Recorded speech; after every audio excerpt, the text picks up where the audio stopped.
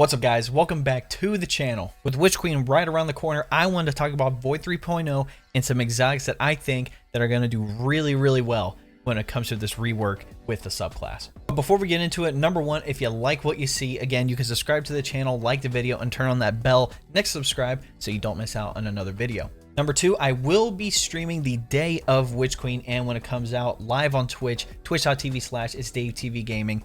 That link will be in the description. So if you want to come by again, I'm always playing Destiny 2 and a variety of other FPS games. And when things are slow, I also like to play story games, open world, and sometimes some spooky games as well. And lastly, be sure to join my Discord. We have plenty of people that are going to be wanting to play activities in Witch Queen, especially when it comes to the legendary campaign and just completely bypassing that soft cap. Before we get into the exotics, again, I'm going to be talking about Void 3.0. And right here, I'm going to be talking about the 6 buffs and debuffs that are be coming in to the Void subclass. Number one being suppressed. The target is taken out of any active ability when suppressed. While suppressed, the target cannot activate any abilities or movement modes. Combatants are disoriented. So again, this works, similar to like the suppressor grenade, which is going to be extremely effective against Hive Guardians when they decide to use their super, because then we can shut them down, which is going to be really nice. Number two, weaken. The target takes increased damage, has slowed movement, and is disoriented. It's going to be nice.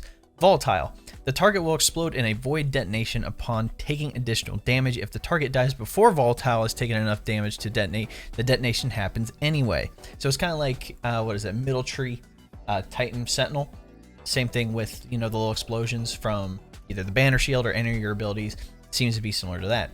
Number four, invisibility. The player vanishes from sight and does not appear on radar.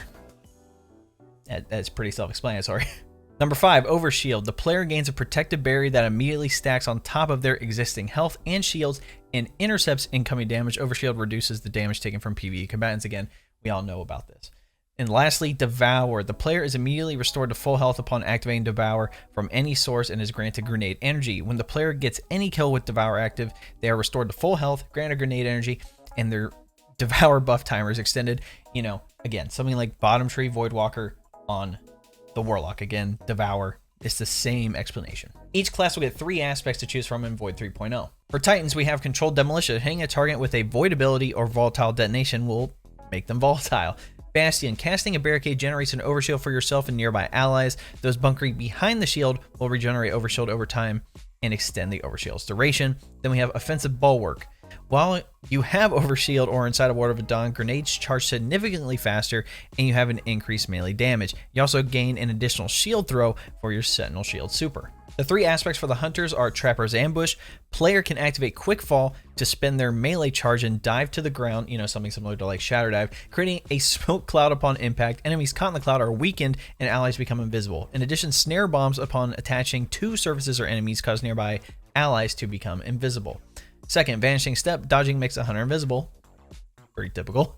And then Stylus Executioner. Defeating a void debuff target, so either weaken, suppress, or volatile, grants invisibility and true sight. While invisible and after a Stylus Execution, your next melee attack weakens enemies. The 3 for the Warlock are Chaos Accelerant. Hold down the grenade button to overcharge your Vortex, Axiom Bolt, Scatter, and Magnetic Grenades. But this time, the Magnetic Grenades, when you overcharge it, actually turns into that handheld Supernova, just like in the Nova Warp subclass that we have now. Feed the Void. Defeat an enemy with a Void ability to activate Devour. Again, we've had that. And then Child of the Old Gods. This one's interesting. Cast your Rift to summon a Void Soul. When you damage an enemy with your weapon, the Void Soul will launch itself towards them and detonate nearby, attaching draining tendrils which deal damage and weaken the target. When your Void Soul deals damage, it restores either melee and grenade energy if you're running a Healing Rift, or it restores your health if you're running Empowering Rift. Defeating an enemy who is being drained grants Rift energy. That's a long one, but that's also going to be kind of cool. Along with the class-specific aspects, we're getting 4 fragments. So Echo of Expulsion. Void ability kills cause enemies to explode. You get a bonus to your intellect. Echo of Provision. Damaging enemies with grenades grants melee energy. You get a strength penalty. Echo of Domineering. After suppressing a target, gain greatly increased mobility for a short duration, and your equipped weapon is reloaded from reserve. You get a bonus to your discipline. And then Echo of Undermining. Void grenades weaken enemies. With that, you get a discipline penalty. Now let's talk about some of the exotics that I think are going to be interesting going into Void 3.0, starting with the Titan. First up, we have the Ursa Furiosa. Move faster while guarding when Sentinel Shield is active. Guarded damage converts to super energy when the super ends. Again, a lot of people use this for Banner Shield because it's a big shield. You can absorb more damage. So I think it's going to be interesting, especially for still the higher end activities and stuff like that. And again, you'll still be able to do the volatile and everything like that. Next up, we have Doomfang Pauldron, Horns of Doom. Void melee kills give super energy. While Sentinel Shield is active, melee kills recharge the shield throw, which extends your super on hits. So pretty much every time you throw the shield, you know, you get more super energy back. When you get a melee kill, it gives you that, you know, shield throw again. So each shield you throw, again, you get your super back. You can have the super last a long time if you make the build extremely well. And so I think when it comes to this, it's going to be really good for ad control. And also, you'll be able to run, I guess you could probably do double shield with the volatile to be able to make more enemies explode and stuff like that. So I think that's going to be interesting. Next, we have Armamentarian. Again, you just gain an additional grenade. You're like, David, that's not really a lot, but also 2 suppressor grenades, also with volatile, or 2 Manetta grenades, you know, be able to make all the ads go away. Again, there's a really good build with this in Season of the Undying, where you could get your grenades constantly, weaken targets, do really good ad control. So again, this is not an exotic to sleep on. The Heart of Inmost Light is another popular one that I think a lot of people are going to use. A lot of people are talking about it, but it's perk Overflowing Light. Use an ability, so either your grenade, melee, or barricade, that empowers the other 2 abilities. Empowered means abilities have faster regen, melee and grenades do more damage, and barricades have more hit points. So again, if you pop your barricade, then your grenade and melee do more damage. And again, you could keep chaining this and chaining this and chaining this to be able to get your melee and grenades back very quickly. And especially with the perks that come with Void 3.0, you can get those back very, very fast. I don't have a high stat roll on this exotic, and I saw a couple people mention it, so I guess this is kind of like an honorable mention, but the Mask of the Quiet One, its perk Dreaded Visage grants ability energy when you're damaged. When critically wounded, you regain maximum health on kills. So you don't gain all your shield, you just get that health bar, you know, that red. So again, this could be something to where if you're doing a activity where it's very hard, you need to survive, you have something like Protective Light as well. Again, you'll be able to get your abilities a lot faster. Like we talked about with Heart of Inmost Light, you'll be able to get your abilities a lot faster with some of the, you know, aspects and fragments you can use them with the Void 3.0 stuff coming. So again, I think this is an honorable mention. For hunters, I want to start off with, I think, easily the best exotic that's going to be used in Void 3.0 is the Omnioculus. Again, it's perk Beyond the Veil. You gain a second smoke bomb charge and have damage resistance while invisible. When you make an ally invisible, they gain damage resistance while invisible, and you gain melee energy back. Again, that damage resistance, being able to go invisible, you know, getting out of engagements and high-end activities. I already have a build for this. Going to be going down with Protective Light, so I think this is easily, and especially when smoke bombs are able to weaken targets too.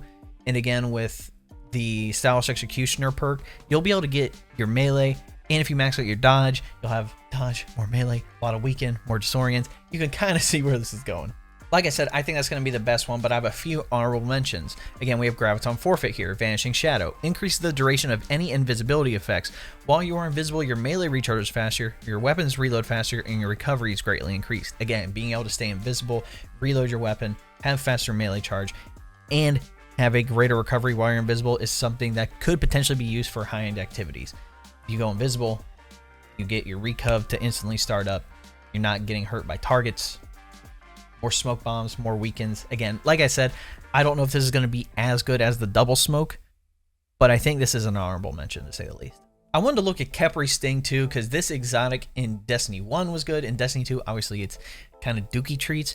But again, I'll read off the perk. Touch of Venom. Punching someone with full melee energy will instantly cast a smoke bomb. You gain True Sight while you're in your own smoke bomb effect, and your smoke bomb deals increased damage. So again, if you have something where you have a very quick melee cooldown, you melee targets, again, you'll have that full damage. You'll have the weaken effect from the smoke. That'll do more damage. With Stylish Executioner, again, that could be something to where you get your melee back faster.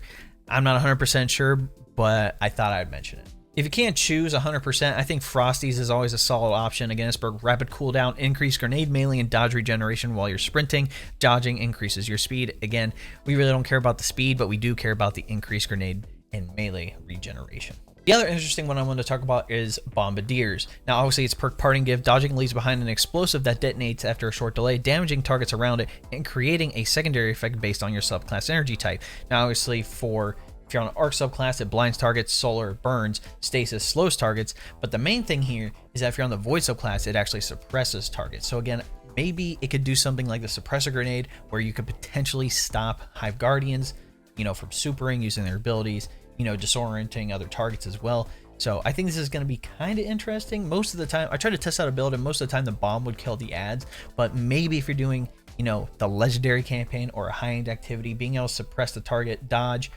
And then you also have the, you know, the aspects that make you go invisible on dodge.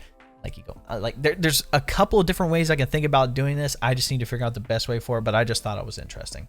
Now it's time for the most broken subclass, the Warlock. So first up, I'm going to be talking about Nezarac's Sin. Again, it's perk Abyssal Extractors. Void damage kills, increased ability energy recharge rate. Again, this can be from Void abilities and Void weapons. Again, this is going to pair really well with Devour. Being able to pop Devour, get a bunch of kills with Void weapons, get your grenade faster, even faster, because of the perks on Nezarac's Sins and the perks with Devour.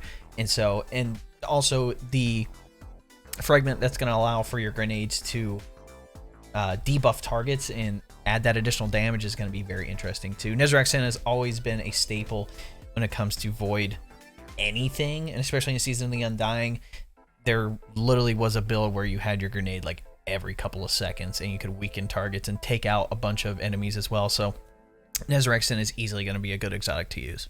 Verity's Brow I think is going to be a really good one as well. So we have its perk, the fourth magic, weapon final blows with damage type matching your subclass energy grant death throws, which provides a grenade damage bonus and grants you grenade energy. When you have death throws and throw a grenade, nearby allies gain greatly increased grenade regeneration for a short time. So again, the main part here is that if we're going to be rocking a Void subclass, we need to have Void weapons to pair to be able to, you know, proc death throws. And being able to have an increased damage to your grenade can be very good as well. And also if you pair that with, you know, the aspect of being able to hold your grenade to do more damage, then you toss the grenade is going to do even more damage. So the only issue with, you know, Nezarac's Sin and with Verity's Brow is that you need to optimize this build, you have to have Void weapons. So that would be the only issue. Moving on to Controverse Hold, its perk Chaotic Exchanger. Resist incoming damage while you're charging your Void Grenade with Chaos Accelerant, Feed the Void, or Handheld Supernova. Charged Void Grenades return an amount of grenade energy on hit, so not kill, on a hit. So again, if you want to be able to have a lot of grenades and you want to be able to use Chaos Accelerant or Handheld Supernova or any of those, you know, grenade, I guess, alterations that you can use, this is going to be very good about getting your grenade back extremely quickly. I know these were lackluster this season, but the Nothing Manacles might be good. So again, it's perk Scatter Charge. You gain an additional Scatter Grenade charge and enables tracking for Scattered Grenade projectiles. So again, this could be something to where you could have a solid Devour build. You eat one of your Scatter Grenades, you toss another Scatter Grenade, get a bunch of kills that procs Devour, you get health back, you get another grenade back, tossing grenade, tossing grenade, tossing grenade. So again, there could be something with this, but again, we do have a lot of options. I saw a couple people talking about using Eye of Another World. Again, it's perk Cerebral Uplink, highlights priority targets and improves the regeneration speed of your grenade, melee, and rift abilities. Again, this is just something in general where you'll get a increased regen to your abilities, which can be good. Another interesting exotic would be the Sanguine Alchemy. Again, it's perk Blood Magic, weapon kills while standing in any rift, pause the rift's countdown, extending its duration, further kills maintain and extend the length of the pause. So pretty much once you pop your rift and you start getting kills in the rift, you have to be in the rift, by the way. It basically extends that timer of the rift. You can have it for a very long time, depending on, you know, how many ads are coming at you. And I did my review on this a while ago, and personally I liked it, but I couldn't keep up with other exotics at the time. So maybe pairing this with something like, you know, Child of the Old Gods, being able to have Devour, using an Empowering Rift. Oh, Child of the Old Gods, you're now getting also extra health back so you can stay alive. Or if you have the Healing Rift, oh, now you get more, you know, ability energy back. So again, there could be a solid build with this chest piece. Last thing I'm going to talk about, Necrotic Grips. Again, Grasp of the Devourer, damaging combatants, envenoms them with poison, and deals increasing damage over time. Defeating a poison combatant spreads the condition to other nearby targets. So again, I don't know if this will be 100% solid for Void 3.0, but again, being able to take out a bunch of ads, popping Devour, getting the health back, you know, getting your grenade back again. Also pairing this again with Thorn or the new exotic SMG that's going to be coming out that also deals poison damage and does similar stuff to Necrotic Grip. That could also be interesting as well. As you can tell, the Warlocks are going to have a lot of options when it comes to Void 3.0, and I'm excited. I main Warlock, but I play through all my characters pretty evenly, so you already know I'm very excited about Void 3.0. I'm going to be coming out with a bunch of builds too for the channel because, like I said, we got a lot of options. That's it for the video, guys. If you're looking to get a custom PC, I'm actually an Artesian Builds ambassador. Again, that link will be in the description. You can get up to $200 off a new custom built PC. Again, I know I have a PC. I played Xbox my entire life. Now I main Destiny on M&K. Again, I also do other things. I do editing. I have a lot of work to do, especially with Team Vove being the content lead there. So just having a PC for myself works out. And if you're looking for one, again, they have a bunch of different budgets and a lot of different options. Number 2, I finally got my partnership with Overpowered. Again, they provide a healthy alternative to energy supplements in the form of the OP bar, which is a nootropic snack for gamers. If you don't want to try it out, that's perfectly fine, but if you want to look into it, again, there's a link in the description for that as well. Be sure to use code Dave at checkout. Again, you can do that for Artesian builds as well. Use code Dave for that discount. Again, if you liked the video, drop a like on it, subscribe to the channel. Again, I'll be streaming Witch Queen pretty much 24/7 when it comes out on Tuesdays. So again, if you want to come by the stream, it's twitch.tv/ItsDaveTVGaming. That link will be in the description. Join the Discord. We have a lot of people looking to do activities before Witch Queen, and I already know we're going to have a lot of people that are going to want to do activities once Witch Queen gets started. But anyway, guys, hope you enjoyed the video. We'll catch you next time.